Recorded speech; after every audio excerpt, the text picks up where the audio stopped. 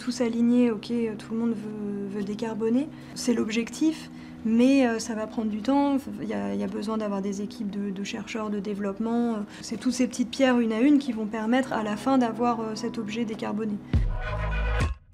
Je m'appelle Sabrina, je suis ingénieure de recherche chez Safran et ma mission principale, c'est de travailler sur les moteurs électriques pour l'avion de demain. Donc un moteur électrique, c'est ça. Et moi, je travaille à réduire la taille de cette pièce, le stator. Un des enjeux actuels chez Safran, c'est la décarbonation et donc le fait de limiter l'emploi de kérosène pour les moteurs thermiques. Donc une solution, ça peut être de passer au moteur électrique. Voilà, ça doit aller dedans. Vas-y. Voilà, c'est bon. Tu clipses comme ça.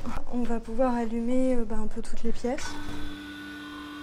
Un des inconvénients majeurs du moteur électrique actuel, c'est qu'il va falloir réduire sa masse, son poids, son volume. Par contre, en fait, en rendant ces moteurs plus compacts, leur température va augmenter et il va falloir mieux les refroidir. Donc c'est là qu'il va falloir trouver des solutions innovantes pour pouvoir évacuer cette chaleur et envisager d'utiliser ces moteurs dans les avions de demain.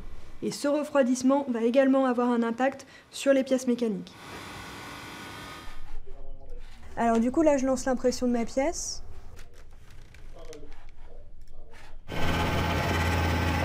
Il y a un compromis à trouver entre la masse et l'efficacité. Donc est-ce qu'on la rend plus épaisse, mais dans ce cas-là, elle sera plus lourde, ou est-ce qu'on l'affine?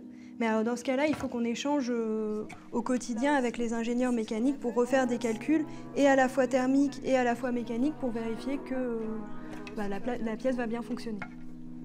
Peut-être qu'en fait, ce qu'on peut faire, c'est juste renforcer un peu le capot. Ici, là, par exemple, tu vois. Ici, mettre un peu un ménisque ici. Ça va maintenir en fait la pression sur ce joint-là.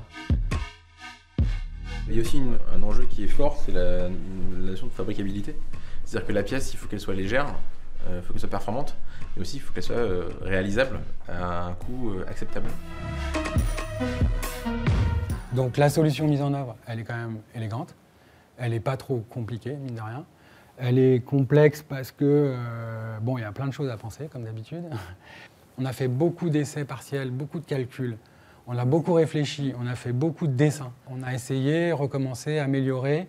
On en est ici à une V2, voire presque V3. Mais globalement, le risque, il est vraiment maîtrisé. À ce stade du projet, on a quand même fait un très bon travail, quoi. On fait de la recherche, on va dans l'inconnu. Donc des fois, on va explorer un chemin et on va se rendre compte que c'était un cul-de-sac. Mais déjà, ça en soi, pour moi, c'est un résultat, parce que ça veut dire que on sait que c'est un cul-de-sac. Donc on a déjà mis de côté cette solution. Et puis en général, on n'explore pas qu'une solution, on en explore plusieurs. Je pense que dans tous les cas, on aura ajouté une petite pierre et on aura appris beaucoup de choses, au moins.